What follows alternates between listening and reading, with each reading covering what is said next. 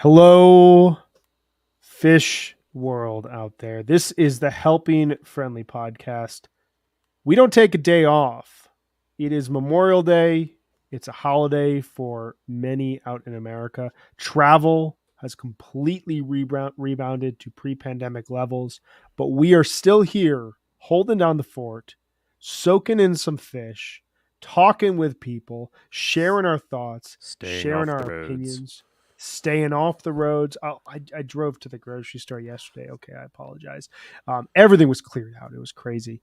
But we are here doing the hard work of breaking down the current and past history of this band Fish. And we take that responsibility seriously, which is a great introduction to today's episode with two very special, two very excellent, very noteworthy guests that we're going to be bringing on here shortly, Scott Marks and Charlie Dirksen. We are very, very excited about bringing them on here.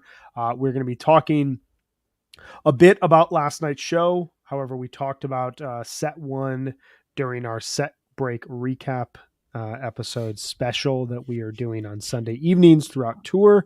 I guess really quick, like before we do that, because we're going to dive into a lot about quadraphonic toppling, the history of Fish set listing, the history of the song quadraphonic toppling, like what constitutes a debut within a song, and how Fish.net determines set list entry points. That's I think is going to be the majority of this conversation. But before we get to that, Megan, Jonathan, what were your big one or two highlights from set two last night?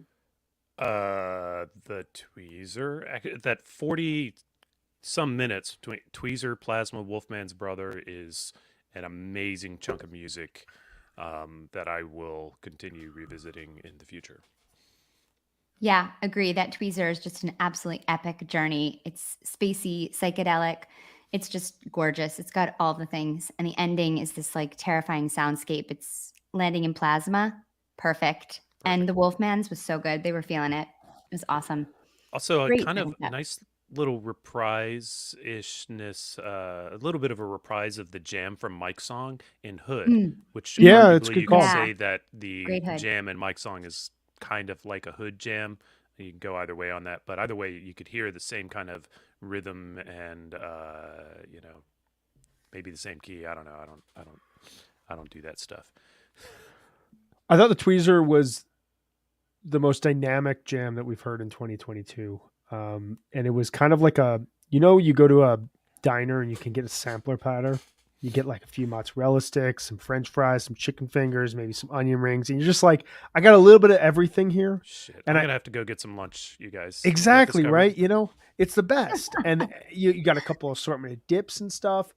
And that was what that tweezer felt like. It was like, Mhm. here's some synthesizers, here's some weird noise. Here we're moving into a really, phenomenal bliss jam. We're moving back into darkness. Mike's got his drill. The drill's going to lead to this extended outro that goes perfectly into He plasma. kept the drill out for a Like while. 3 minutes. Yeah, Mm. and we got good synthesizer action from Trey and Paige along with it. That was good and weird. I loved it. Yeah. I was it was discussing it super with weird. friends. I thought it was a really good combination of what they did in the Simple and the Blaze On from Deer Creek last year, where you had the melody, you had the songwriting, but then you had this atmospheric noise. And as Jackson Richards says, great friend of the pod here, a quintessential 4.0 style jam. I couldn't agree more. I think it's the Yeah. most dynamic jam we've heard in 2022, and it really excites me for what's to continue to come here throughout the year. I mean, they have just mastered tweezer. It's so great. Yeah, you'd think they'd probably have it down by now. Yeah. They You would kind of know hope. what they're doing with that song. You would hope. I want to save a ton of space here for today's conversation. I also want to give Scott and Charlie a chance to give us their thoughts at some point during the topic or the discussion today about last night's show. I just want to post this comment here really quickly because it's cool. Tyler Schusterman felt like Trey and Mike were pushing each other back and forth between light and dark. I like that. I like that phrasing. It kind of had elements that reminded me of the Nashville 18 Ghost, which just feels like a push and pull from Trey and Mike. And I love those kind of jams. All right. We want to talk here really quickly to let you know about our sponsors. I also want to let everyone out there know, if you are going to Charleston, if you are going to Deer Creek, and you want to be on the podcast to talk through a recap of those shows, hit us up on Twitter at HFPod. We will get you booked up for one of those recaps here, or for a show later this summer. We're happy to book in advance. We love planning ahead. That's a great thing to do. Sunset Lake CBD is our sponsor, as always, our wonderful sponsor here for the show. Their line of smokable hemp products are for the young deadhead or the old fish fan or anyone in between who is searching for a mellow body high. Smoking CBD has all the benefits of high THC cannabis without the paranoia or the anxious side effects. With 9 different strains from this year's harvest, there is something for everyone, including you. Me? The Hawaiian Haze, you, and somewhere out there in the internet world. Oh, them. Hawaiian Haze is awesome for an outdoor show, and Cherry Abacus is best for the end of the night. All the flowers grown, cured, and trimmed by Sunset Lake CBD farmers. Even better, Sunset Lake CBD's farm-to-table approach gets you great pricing on premium CBD flower by shipping it directly from their farm to your door. And last night, following the show, following the Celtics' incredible win in Game 7 of the Eastern Conference Finals to go to their, I think, 22nd NBA Finals. I think I have that number right. Scott will be able to correct me if I'm wrong there. First time since 2010. I was like amped up at about 10 o'clock last night, and I was like, I don't know what to do right now. And my wife wanted to watch a little bit of I Think You Should Leave, which is like the greatest late evening 20-minute sketch comedy to just like bring yourself down for the night.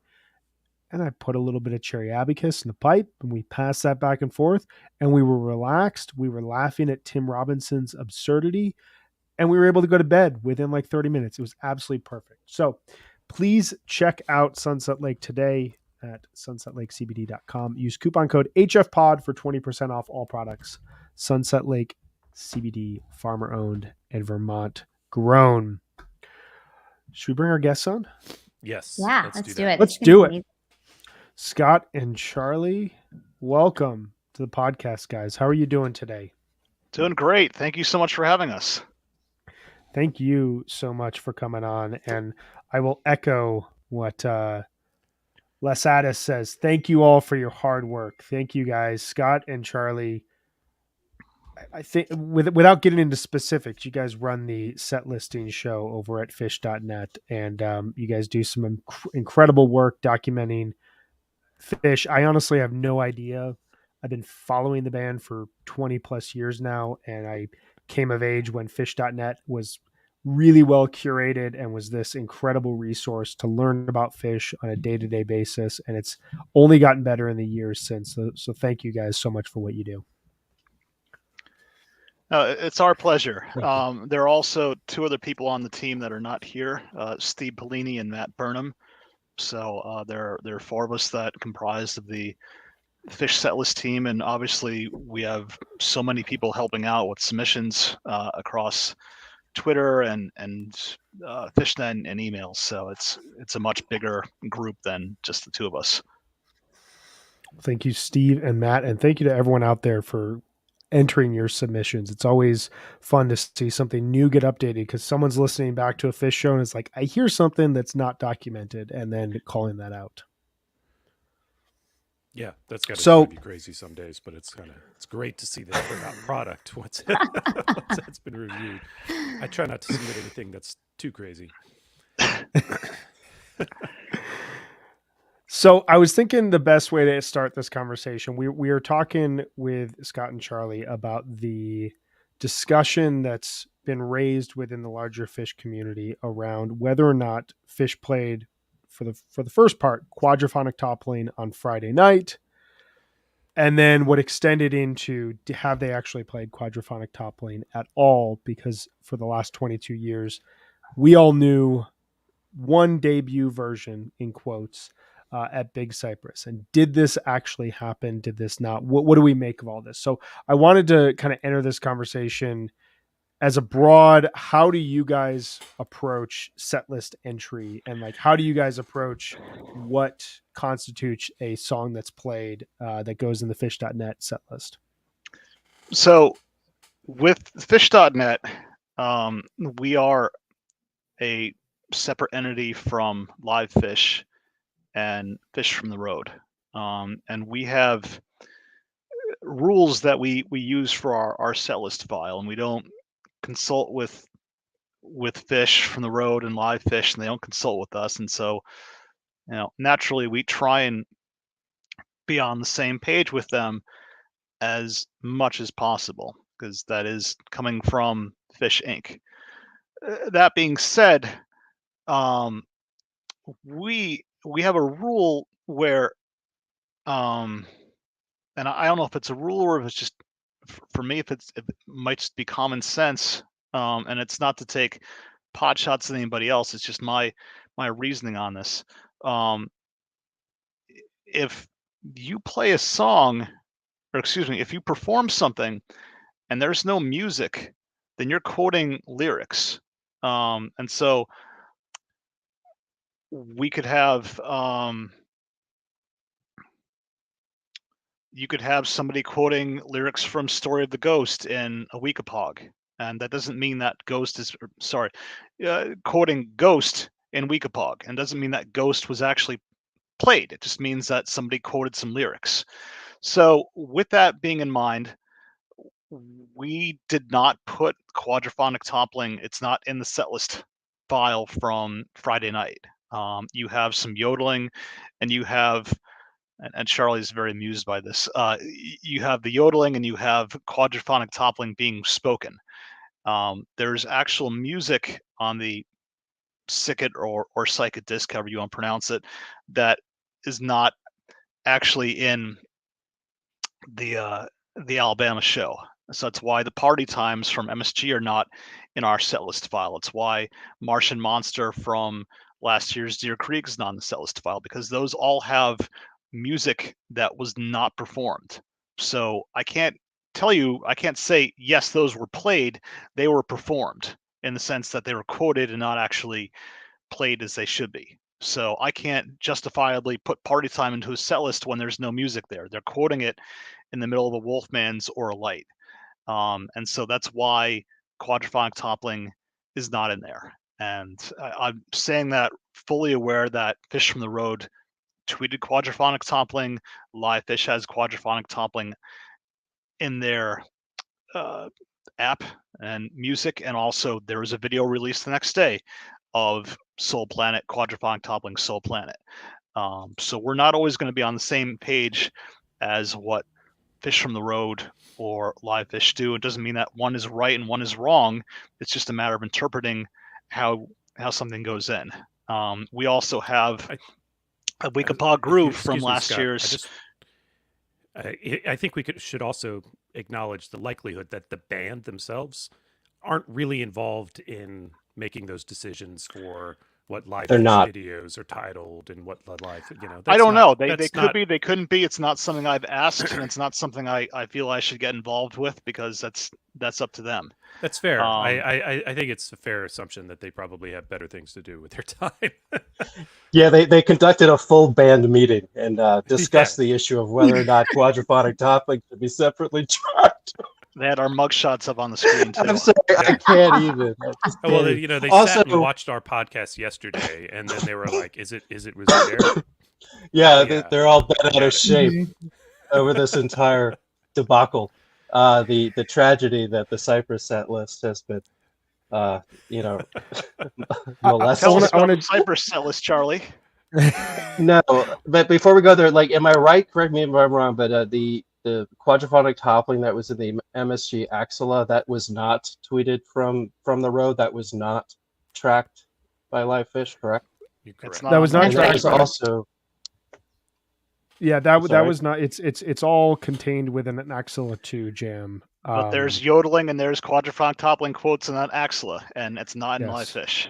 So there's, right. So going back to the history of this, I've been in touch with Greg DeLucia, who was responsible for the Mockingbird setlist file 22 years ago, which became the Fish Companion first edition setlist file, and the legacy of that file is what exists right now on Fishnet. And Craig has a lot to say about this. And thankfully, Craig is writing a blog post, it looks like, as we speak, about why toppling was put into that set list, because he was primarily responsible for it.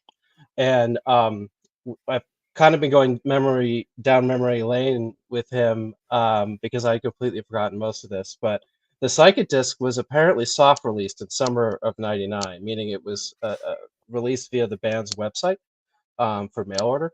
And there was no way in hell that I ordered it in '99. I was practicing as an attorney by that point, and uh, I so I had not heard quadrophonic toppling. I just knew that uh, the Psychic Disc consisted of improvisations that had basically been turned into songs for release. And as everyone knows, My Left Toe and What's the Use have since been performed on stage, more or less consistent with the versions that are on the Psychic Disc. Quadrophonic toppling Happy Wife and has Bone not. song as well. Quadrophonic toppling has actually, as the release is and exists on the Psychic Disc, that has never been performed on stage. It was not performed at Cypress. It was not performed during the Axilla the other day at MSG. It was not performed in the Soul Planet the other day.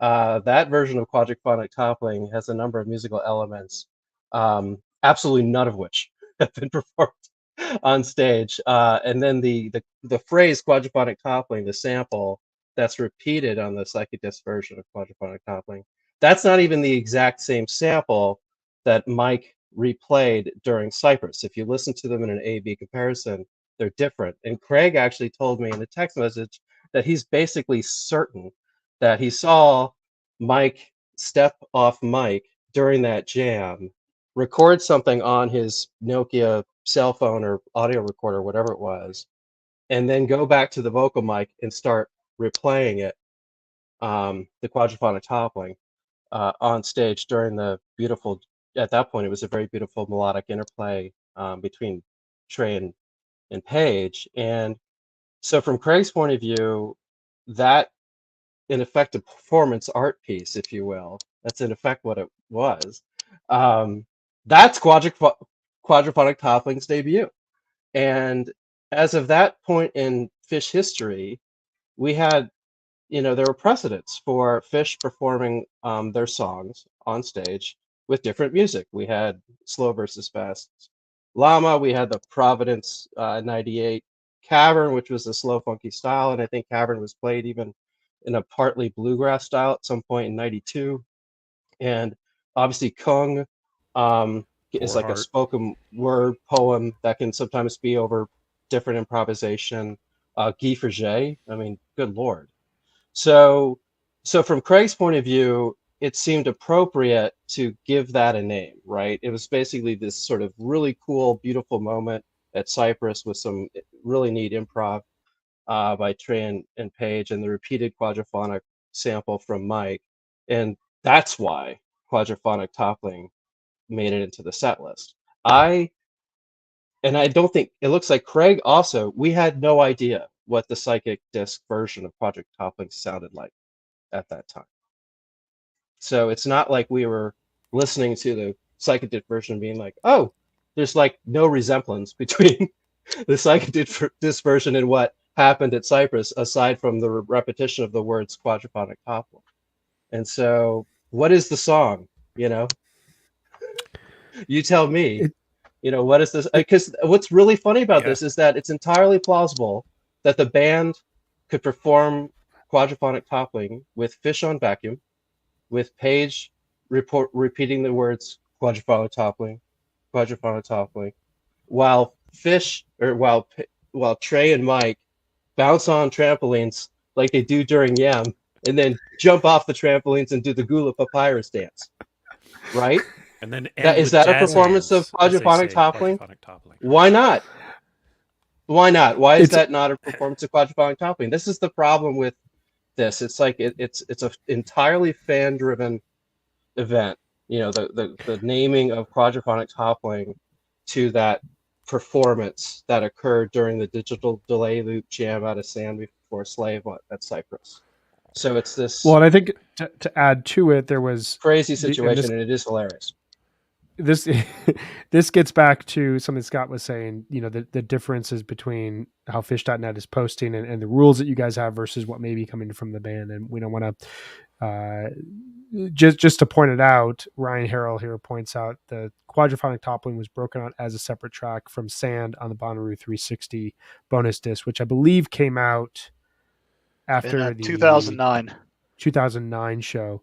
Presumably this was curated by Kevin Shapiro. Now, is this gospel or is it, simply No, picking up there on is the fan Bonnaroo interpretation? 360 disc that came out where you had the Piper from Oswego and you had the Gumbo Sanity from Lemon Wheel and the Bathtub Gin from The Great Went, and then you had the Sand quadraphonic toppling from Big Cypress. It still doesn't change the fact that there's no music from the Psychic disc showing up in that jam. It's literally this ambient jam after the bit of digital delay loop stuff out of Sand, and there's no music from the recording. So I guess, correct. I guess we don't know the band's intent. Right. So intent was something I was talking about yesterday a little bit, and just as a discussion point, and we can't know really their intent, but also, as kind of Charlie I think was inferring, is the possibility that if the band wants to rearrange the song, is it still the song? And I don't know.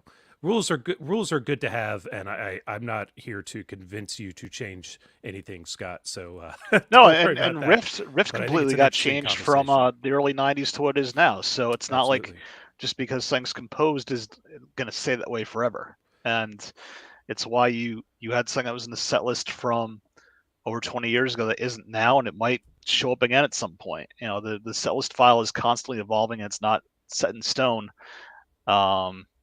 So if more information comes out where the band were to say, hey, there is no music to this, we just play whatever we want under it, then we'd have to reconsider, and maybe all three quadraphonic topplings show up in the set list for Big Cypress, for MSG, and for Alabama. As it stands right now, based on what we know, it's not in there. So that's where we're kind of at. Can I ask, so the band plays Sand on 12/31/99. I was listening back to it over the last couple of days. There's no end point to the Sand. The Sand kind of modulates into this jam that sounds like it could only be played at 3:00 in the morning. Trey starts playing the digital delay loop jam. Mike, Page, and Fishman step off stage. They come back. Page and Trey start doing this duel. Mike records quadraphonic toppling. The first tapes I received of Big Cypress in 2001, around the time I was getting into the band, had quadraphonic toppling listed on set lists and it was tracked out separately. At any point, was it like discussed on your guys' end? Should we revisit this, or was it just this is how the band presented this in quotes song on at Big Cypress, and we kind of just let it be? Or was this like ever a talking point that you guys had over the last 20 years?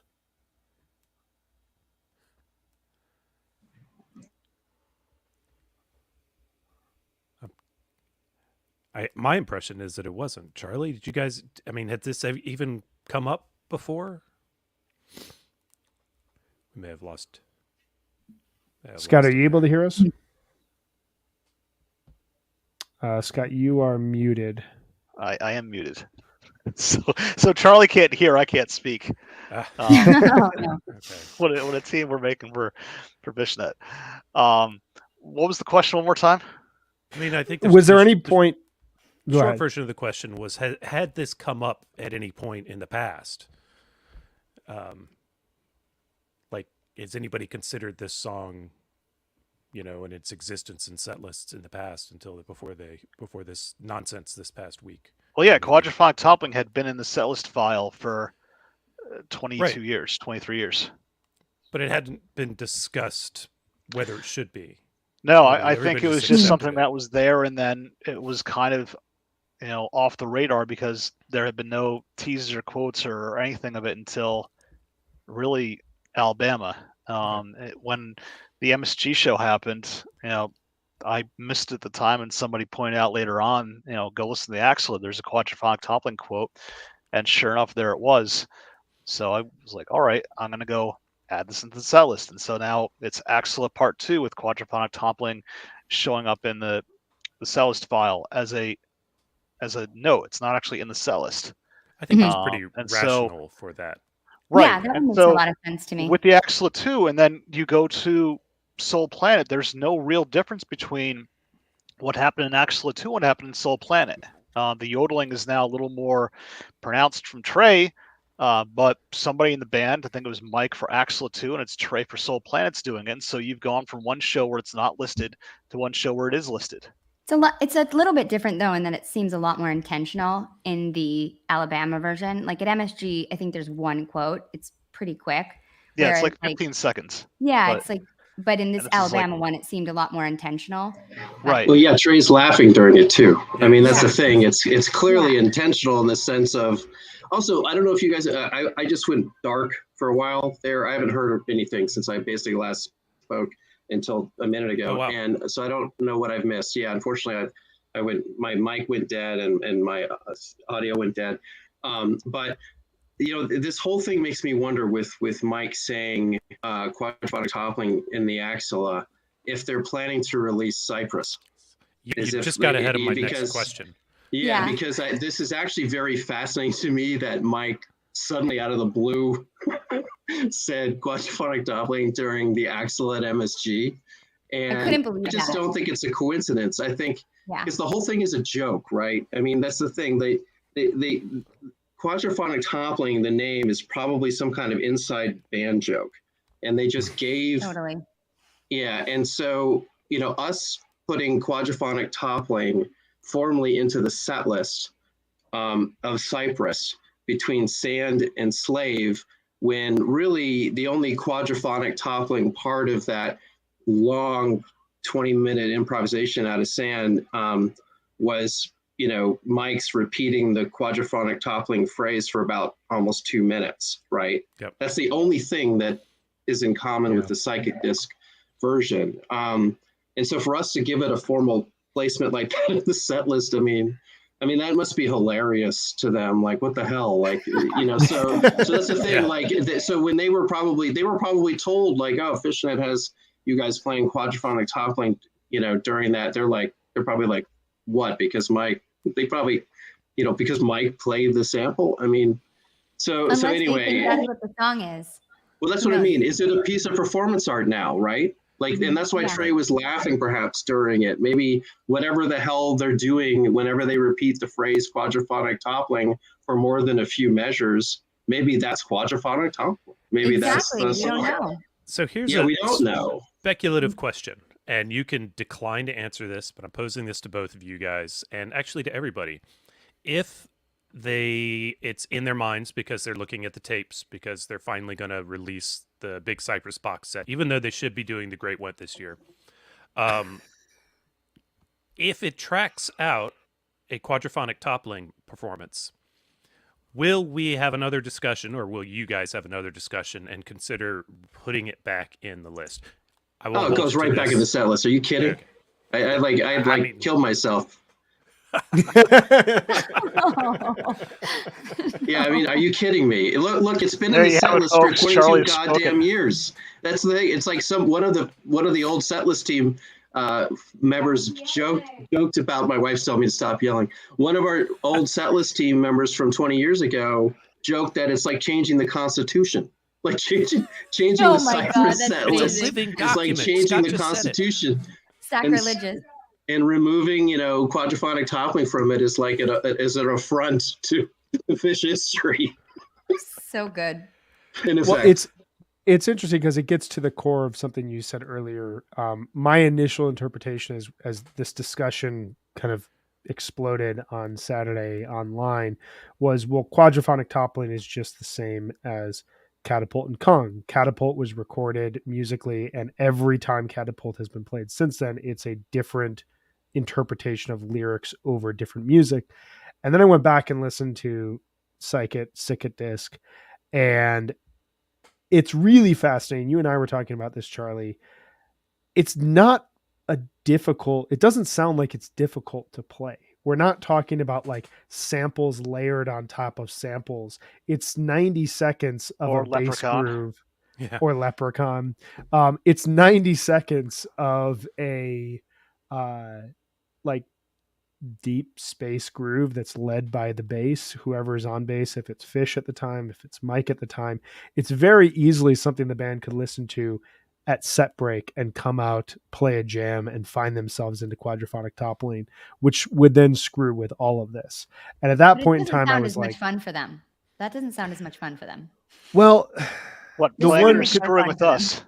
the Yeah. one consideration I would Like have is what co-op. happened last fall when they played And So to Bed, which is a song that nobody was ever predicting would be debuted, you know, almost 40 years in their career. And then they started bringing back the little squirrel joke that debuts in the 1980s and is never really seen within Fish shows, and then is this way to kind of throw people off as they're moving into the Halloween set. So there's a part of me that wonders like what happens if they come out and they actually play the quadraphonic toppling groove at this point. Do we just keep the set list the same now where it's they've quoted quadraphonic toppling, but Raleigh 2022 is the debut of quadraphonic toppling? And I'm just putting that out in the Perfect. universe because That Megan, would you're be going to the be right there. time. Perfect. That'd be the right Then show. I'll finally be right for this bust out. I think you've been No, right. look, if you predicted quadraphonic toppling, as far as I'm concerned, you were right. I mean, because it's crazy that Mike did that. And I missed you. Everyone hear that? Charlie says, I'm right, officially. We're going to quote that Thanks, and Charlie. we'll put that Yeah, out later. go right ahead. It's also it's insane that he did that. Where did that come Yeah. from? I mean, are they They have plotting to to be release listening to the Cypress? tapes. It has to be. Or at least Mike was. Let's extrapolate this further. So they've received the recordings of Big Cypress to review, consider release. They've all maybe listened to some of it or all of it, and then somebody in the band room says, "Hey, did you see that in that sand? And there's a track. It says quadraphonic toppling. Did we play quadraphonic toppling?" Thus the laughter, and now they're fucking with us on stage. And God bless them. I just want to make note that we have viewers from multiple sources here, one including rural Vermont. So, take that of what you will, but I'm joking. It's interesting that the Constitution argument, I was actually having this debate with a friend of mine earlier today who accused me of siding with Alito in this argument, which I was like, no, actually, this is As an this was originalist? I said, actually, this was a wrong earlier, like in the original writing of the Constitution that has now been righted. This is not something that was reinterpreted and now is being reinterpreted again. So I feel as though this is the right evolution for the living document that is fish.net. It'll all come Wrong around in when the bonus quotes, set though, comes right? out. You've got to use the word wrong in quotes because it depends on your definition, right? Because, I mean, obviously the Psychic Disc version was not performed at Cypress. Right. It's never been performed on stage. But the other thing to remember is the Psychic Disc is a bunch of improvised tracks. So is in the band's concept of quadraphonic toppling, is it literally just whatever the hell they're doing when Mike or anyone utters the phrase quadraphonic toppling over and over again? Well, For the here's the course thing, of though. several Once the minutes. use has that music, and it's still being used to this day. Yeah, but they've so never whether it's sung it. improvised or not, it's still there. Doesn't it have so there's lyrics? Also, they've that never- track starts with Trey Once moaning. the use and they've never actually did moaned have at the lyrics- beginning of What's the Use. What's the Use actually did have lyrics on the Story of the Ghost outtakes, and then they were never performed live.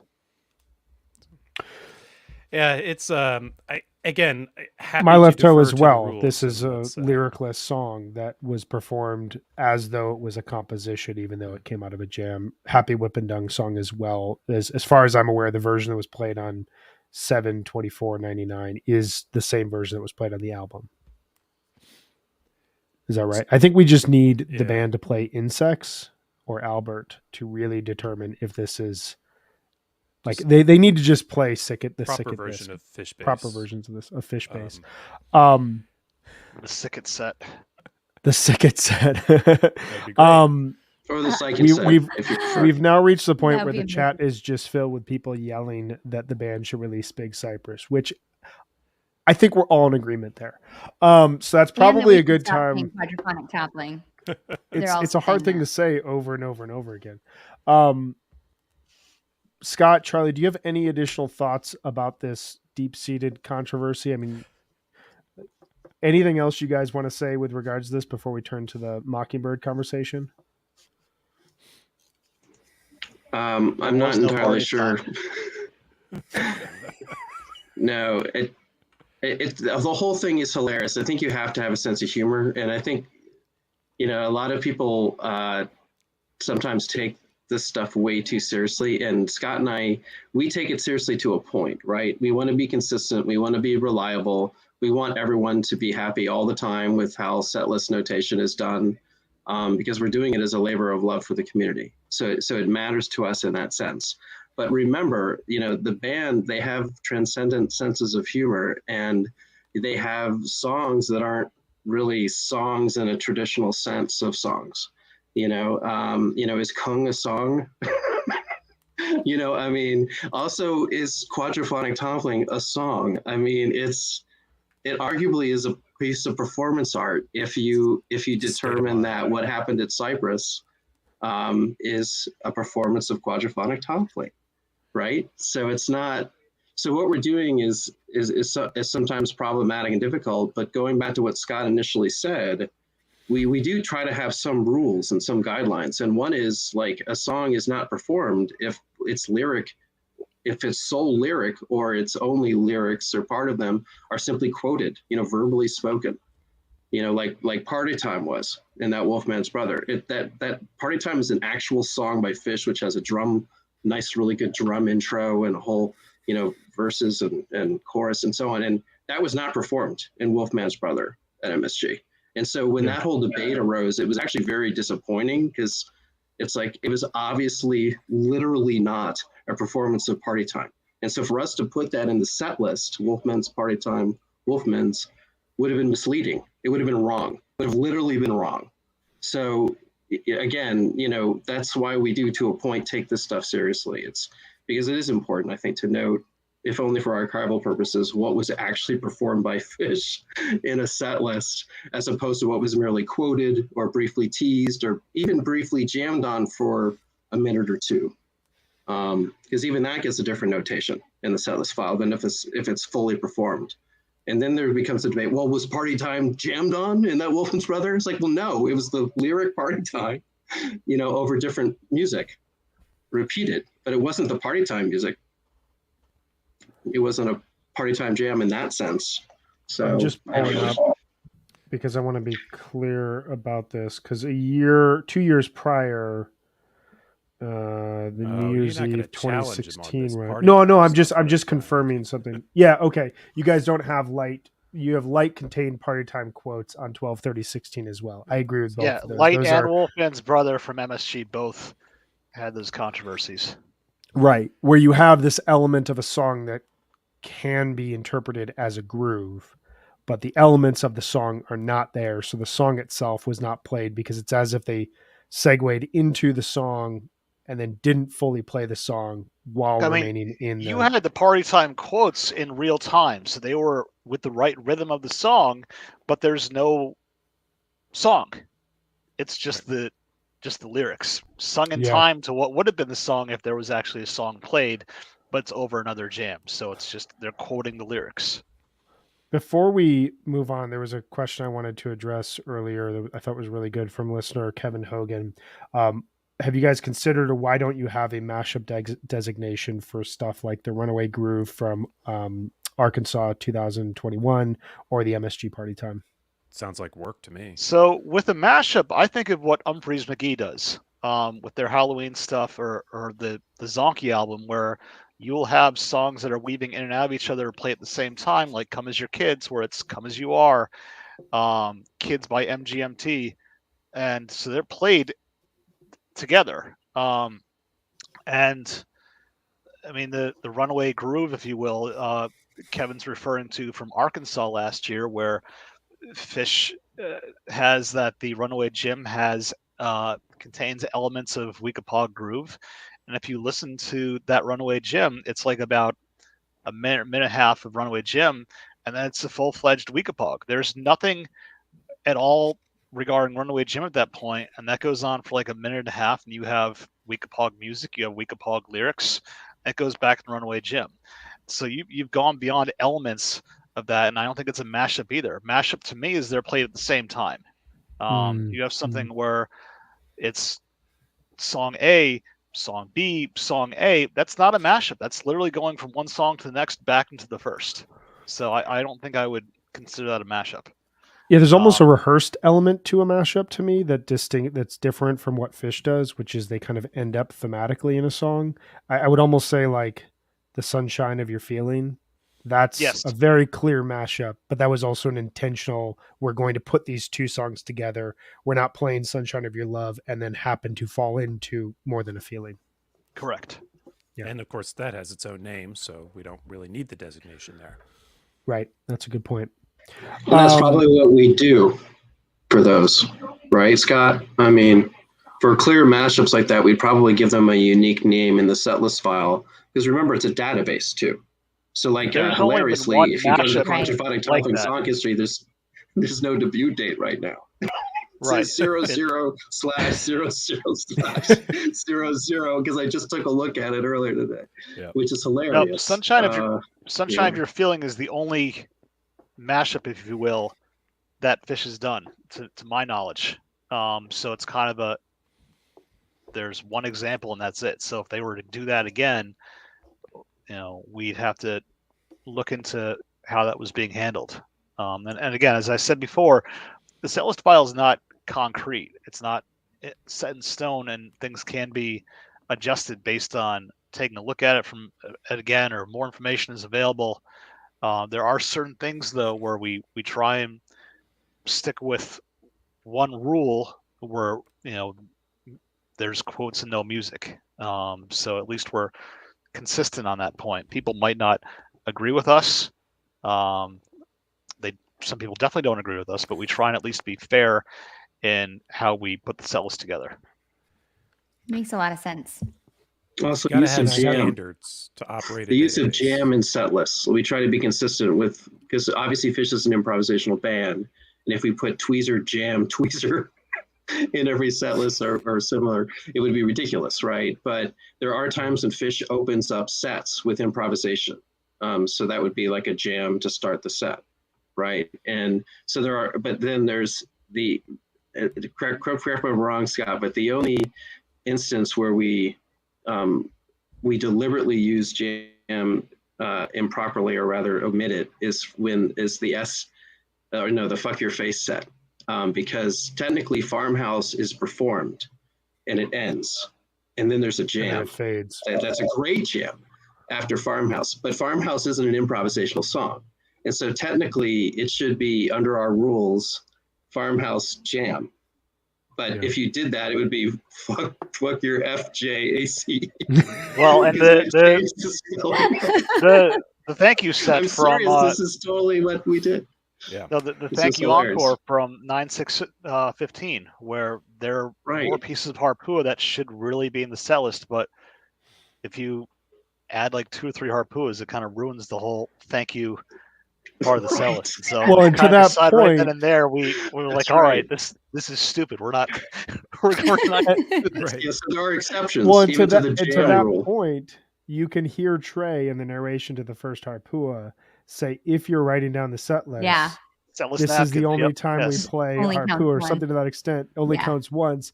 Which, if anybody thinks that we're putting way too much thought into whether or not Fish played Quadraphonic Toppling 22 years ago, I would divert you to the lead guitarist in the band notating to his fans that we were only playing Harpua once so that they could keep up with the set list gimmick. Yeah, he knows we're dorks. Once again, band on their napkins.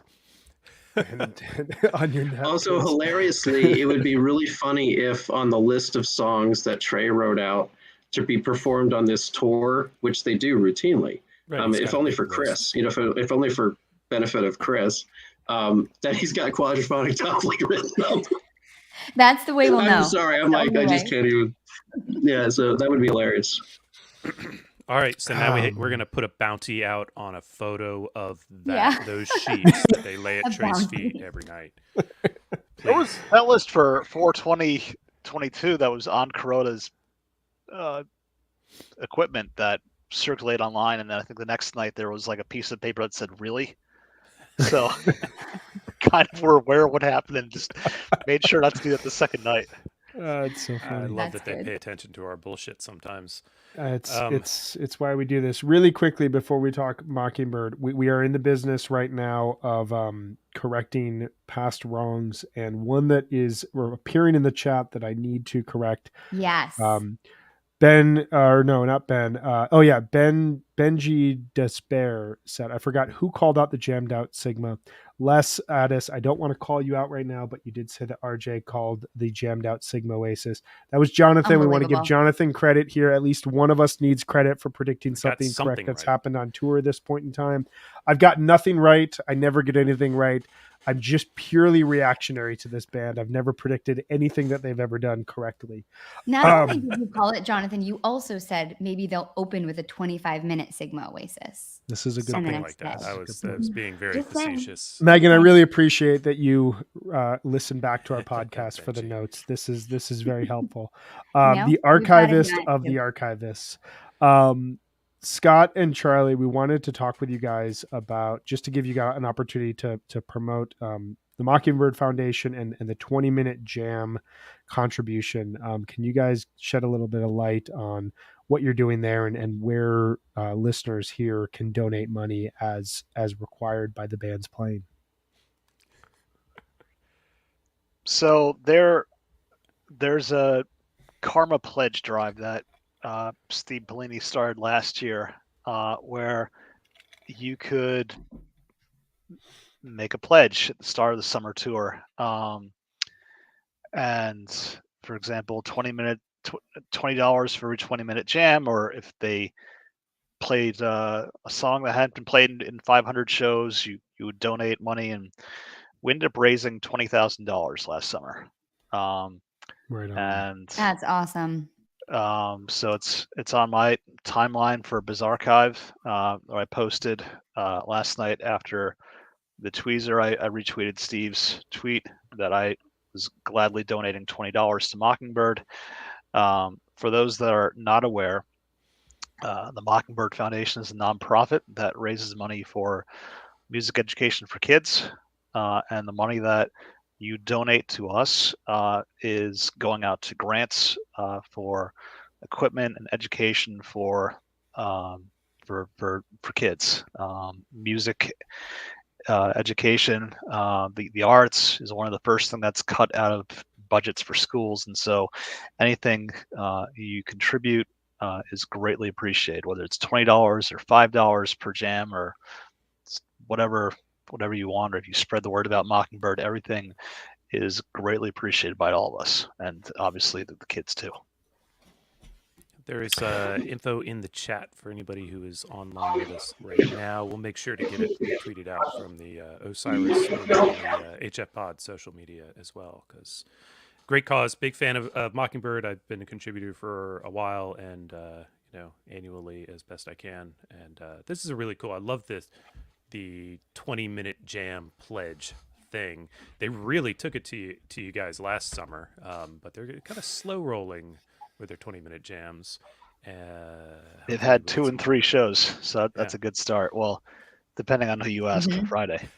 Last year was over $300, and then when there was a 30-minute jam and a 40-minute jam, I pledged 30 minutes, $30. Then for the Soul Planet, $40, and a lot of generous people in the community matched what we did for that. All I'd add to what Scott said, if you don't mind, is that we will be announcing soon another slew of grants. And at that point, we will have distributed, I think, over 2.1 million in grants to music education programs. Yeah, Incredible. and for those who don't know, we are the band charity associated with Fish. We were actually started shortly before Waterwheel was started. And so we basically grew and developed parallel to Waterwheel. And so unfortunately, a lot of fans will confuse the two of us, but Waterwheel is the band's charitable arm and Mockingbird is the fish fan charitable arm. And because we started and were founded around the same time, a lot of people still get us confused. But it's important to keep in mind that we're entirely fan run, all volunteer run, always have been. No salaries, no paid staff, and we're about to issue a total of more than 2.1 million in grants as of next month. It's really amazing. It's amazing Really work that you appreciate guys are your doing, and absolute labor of love. I just want to note statistically where we're at in 2022. We have, including Mexico and MSG, we have 10 jams that went over 20 minutes thus far. That got us into the Dick's 2021 run last year. So lots of fish still to be had this year between the remainder of this spring run, the entire summer tour, Dick's, New Year's Eve, and whatever may come in between that. So lots and lots of opportunities to donate. Mockingbird does amazing, amazing work, and lots of opportunities for deep, deep fish that also present opportunities for them to quote quadraphonic toppling and screw with everybody in the community. See how I brought that full circle? Scott and Charlie, thank you guys so much for joining us here. Really, really appreciated this. We want to get both you guys back on the podcast this summer as you're going out and seeing shows. I guess really quickly before we break, do you guys have any thoughts about the first weekend of summer tour? Any highlights that have stood out to you at this point in time?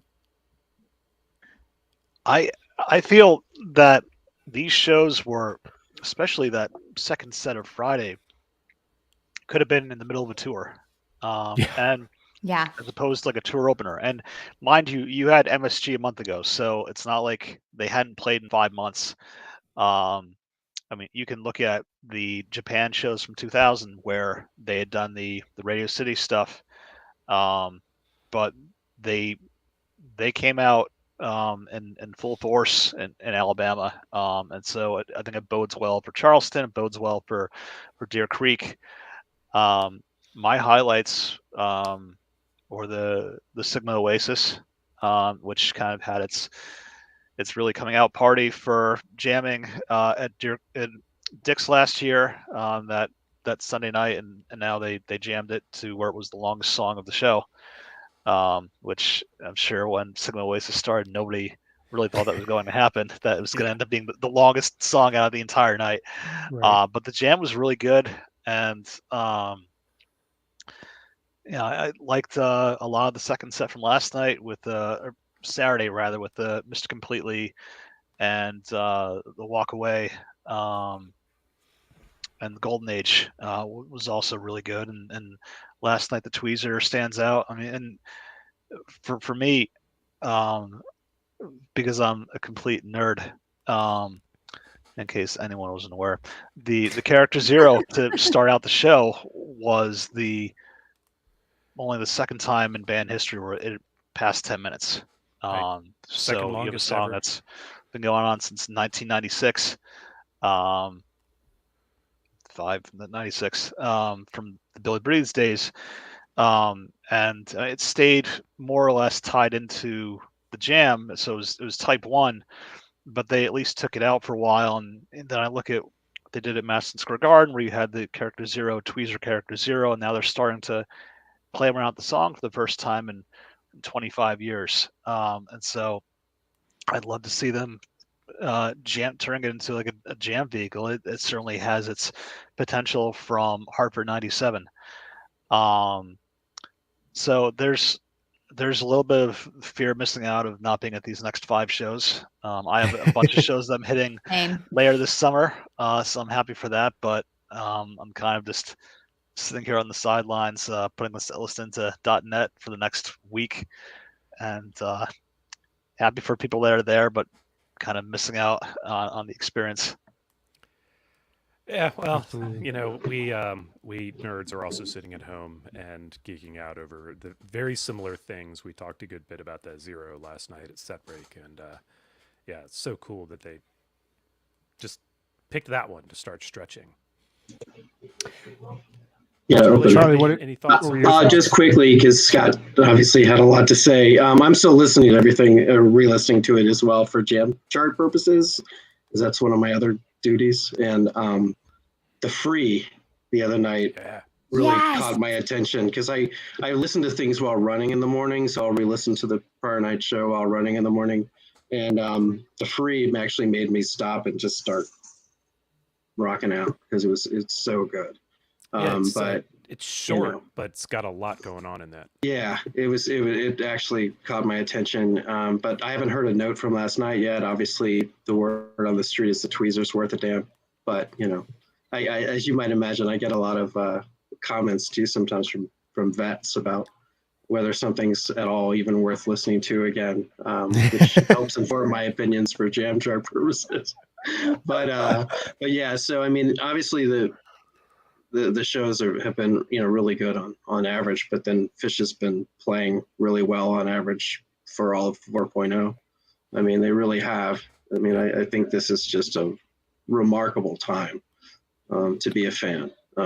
It really is. It's I don't ever miss 1.0 these days. Not at all. Hear that, Brian? Yeah, Does that make you feel good, do. Brian? Makes me feel good for jumping on in 2.0 and knowing I missed nothing in the 90s, which is Charlie just said that. Yeah, I didn't say That's that. exactly how I That's what he interpret said. I did not say No, but yeah, it is wild. Like there's a sense of them kind of doing things, all these different things that fans have been asking for a number of years, and it's all kind of happening at once. This idea that they're opening shows consecutively with songs that nobody's really considering as a show opener, not to mention as then a jam vehicle on top of that, is a really interesting addition. So you have a band that really is not tied into the internet. Fishman will post a bunch of things on Facebook, but as far as Twitter goes, I don't think they're really aware as to what's going on. But word gets back to the band, whether they Mike like it is. or not. I mean, you know, Yeah. people wanted that Isabella that was played Saturday night, that was played at the Baker's Dozen, that was played in South Carolina, and that had been played for 19 years before the Baker's Dozen. So they know if certain songs are really on people's list. Shafty. Albuquerque. Yep. Say it loud here. Leprechaun. Range. Guy Forget. All right. So the band is. Let's not forget the Jägermeister song. Right. Life on Mars, please. Washington, Leprechaun. please, Washington. So if anyone from the band is still watching this at 57 minutes, those are all the requests that were. Anarchy, Revolution. Dave's Energy Guy, like a real Dave's Energy Guy. Dave's Energy Guy. Melt the guns. Melt the guns we really want. Melt the guns we really want here. Yes. I mean, they're on the bus. They're driving through the South. What else are they? They're maybe stopping for some po' boys along the way, but I'm sure that they're still tuned in at 57 minutes. But It's good Wi-Fi on that bus, I'm sure. It's got to be great Wi-Fi. Scott, Charlie, thank you so much for taking some time out of your days. I know you guys are both working today, and really appreciate you hanging with us and engaging on this topic. I know that we really enjoy going deep on this. This is, as you can probably imagine, been a topic of conversation on our private chats. It's been a topic of conversation on the Twitter feed, and it was enlightening to hear both how you guys approach set list entries, because I think that there's a lot of importance there. It's how people interpret the band's history. It's how people understand what's going on. And also to try to get to the bottom of this mystery of, does the band actually know that they've played quadraphonic top lane or not? That is the question that we will pose to Mike when he comes on next week. But no, I'm just kidding. But thank you guys so much. I really appreciate this. Honestly, it's amazing. Thank you so much. This is super cool. Absolutely. Sure. Thank you very our much. Pleasure. It was really a treat. Scott's being on pleasure. here, and my pleasure. So Charlie's having a fake smile right there. I could see. But no, I would love to join up later this summer for a recap or whatever, and just I'm glad to help you guys out. This is a lot of fun. We'll be in Thanks touch so again. We'll much. have you back on. Awesome. Thank Bye, you. guys. Take Have care. a good one. Bye. Thank you. Good tour. Bye. Awesome. There it is. That was great. That was so helpful, right? That was insightful. That was excellent. I really appreciate Scott and Charlie coming Mhm. on. I don't know if we changed any minds or whatever, but I hope everybody at least has a clear understanding of why things get done the way they get done. And everybody out there is welcome to have their opinions. And if they're different from what fish.net wants to say or different from what Livefish wants to say, you can be that guy. You can think that to yourself and you can share it with your friends. Don't bring the heat on the fishnet guys. They are doing great work for all of us, and they have reasoning behind it. So true. And now we know what the real question is. Does the band think Now they're we playing do. it or not? No, the real Now we do. question That is the real what's the question. release date for the big Cypress box set that That's they're the other obviously big That's working also a on? real question. That's Yeah. a very good question. Before we break, I'm just looking at the show right now. Is there anything that you guys want to address about last night? There's only one other thing I think is worth. Two quick things I think are three quick things I think are worth mentioning. But do you guys have anything you want to talk about? I want to shout out the ballads in Hmm. set 2 and the encore. I like them.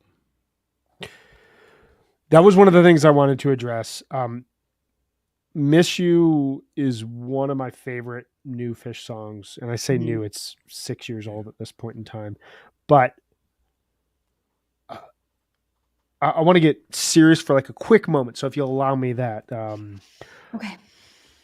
I was going to say something earlier this weekend, but I just kind of held off. But I'm just going to say, my thoughts, my head, my heart has been thinking about 5 years ago this weekend. We lost my mother-in-law to brain cancer, and I'm sure I'm not alone with losing someone very close to you. But the song "Miss You," there are very few songs that address the sensation and the feelings around losing someone close to you like Miss You. It is a massive accomplishment lyrically for Trey. It is a massive accomplishment musically for the band.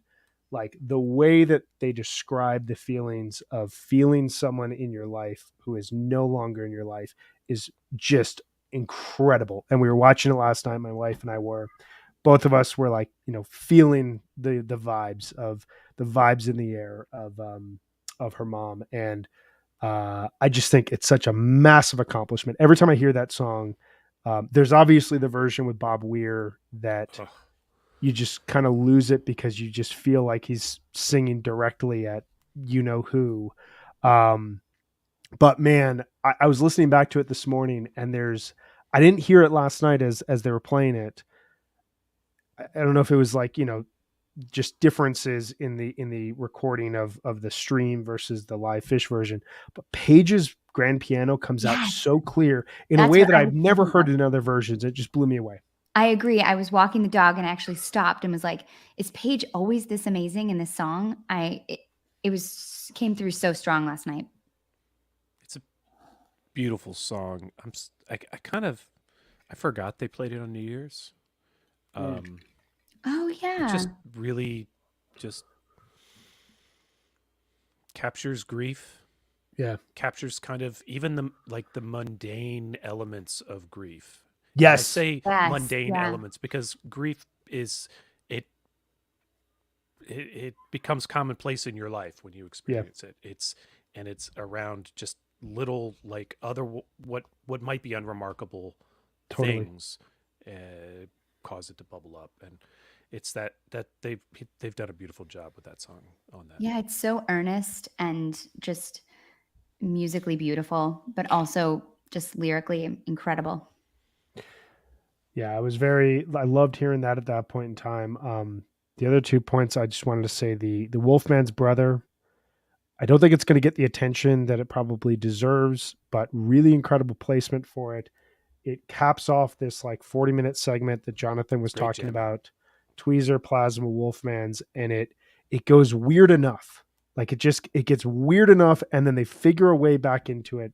But also, look, I don't think Fish ever forgot how to play Harry Hood, but there were definitely points in early 3.0 where they were kind of rushing to the peak, it felt like.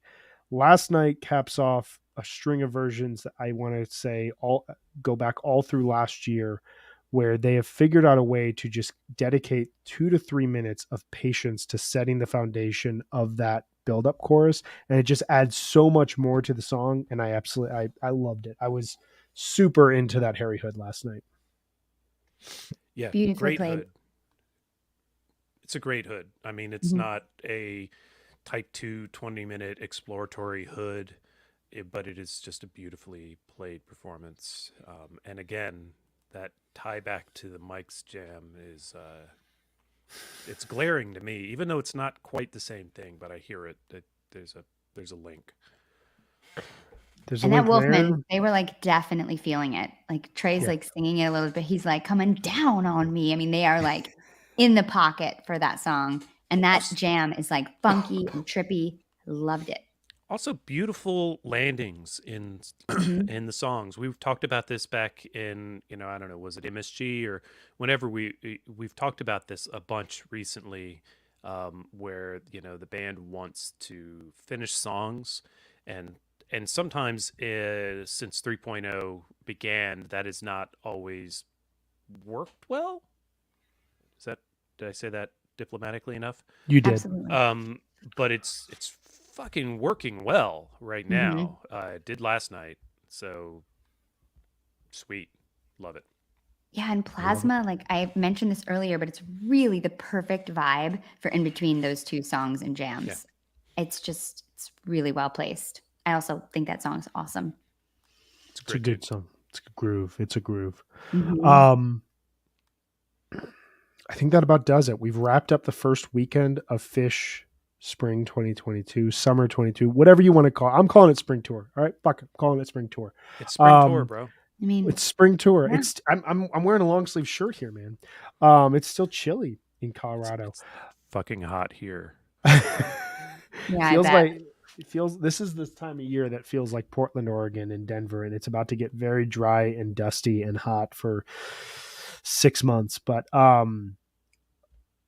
we will be back on Wednesday afternoon, 1 p.m. Eastern, to recap Fish's first night in Charleston. We will do Charleston night 1, night 2 on Thursday, and then we'll be back next weekend to recap the Deer Creek run, including some pre-show hang and set break hang on Sunday night at Deer Creek. So lots more to come from us.